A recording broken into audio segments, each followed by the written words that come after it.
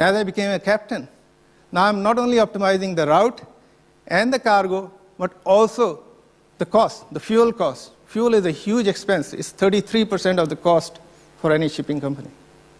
So as you rise, the optimization keeps becoming bigger and bigger job. One more point is this, that no matter where I go, and I've been in these kind of boardrooms probably more than 500 times, maybe much more than that, where there's a CEO sitting there and there's a head of sales or head of marketing, and there's 3 or 4 other regional heads of sales, and then there's, of course, CFO and Chief Operating Officer, and there is head of supply chain. And it almost becomes like an inquisition. Head of sales will come up with all the problems of customers who have not gotten their delivery, and then suddenly everybody will start pointing fingers at the supply chain guy. And he's in the executive rooms. I see it every day. That because of the traditional structures and because of the fact that sales and marketing is highly represented in that room, supply chain ends up getting a lot more blame than it should be getting. Let's move on from the role of supply chain to impact of supply chain management a little bit. And I said this earlier, today many supply chain professionals, they're really trying to reconcile the cold, hard realities within their own companies with a vast array of possibilities from outside their companies. So there's tantalizing possibilities. You hear about Alibaba doing this and this person doing that. Possibilities out there. Trouble is, how do you reconcile those with the reality? I mean, everybody, you want to do a good job, you want to create a happy customer, increase the revenue, reduce costs, help with innovation, process innovation, product innovation if you want to. I mean, otherwise, why would all you be here? And that is the definition of success.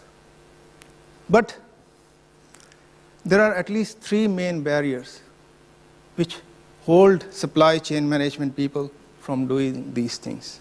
And if you can identify these barriers, these are all related to traditional setups within the companies. You could actually achieve much wider integration and deeper optimization. And that's what good supply chain management in the end is all about. So let's look at the big gap between the possibilities and the realities. Traditional setups within the most companies, they emphasize roles of sales, marketing, finance, operations, and logistics. There is little room for supply chain management to maneuver. Everybody is so entrenched in their silos within their company that when you go for a job interview, they will promise, and I have a lot of friends who have actually told this to me. Some of them worked for us and then they went off and they're head of supply chains within the companies. And they say, in the interview, we will be promised autonomy, we'll be promised a lot of support. But once you've taken the job, you're back in the rut, and the traditional structures just survive. So traditional setups, structures, systems, cultures, hierarchies in many companies, they have very narrow scope for full expression of supply chain possibilities.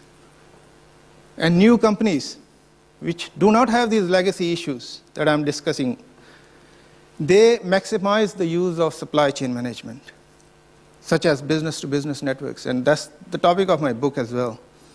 So if traditional companies can, and the supply chain professionals which are working within them, they can find a way to emulate the new companies and get over those traditional barriers, then you can maximize the impact of supply chain within your company. So what do traditional companies suffer from? Let's have a quick look.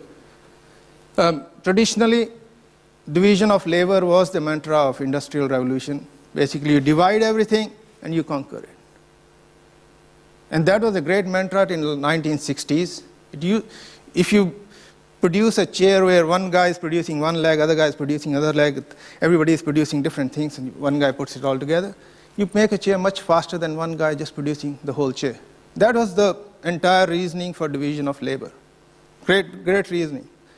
Only trouble is you can carry it too far, and suddenly everybody is sitting in their silos, and suddenly now there is no integration. And that was the entire reasoning for creating supply chain management. But that integration is hampered by three things. One is traditional power structures. Now, finance has always been part of the business.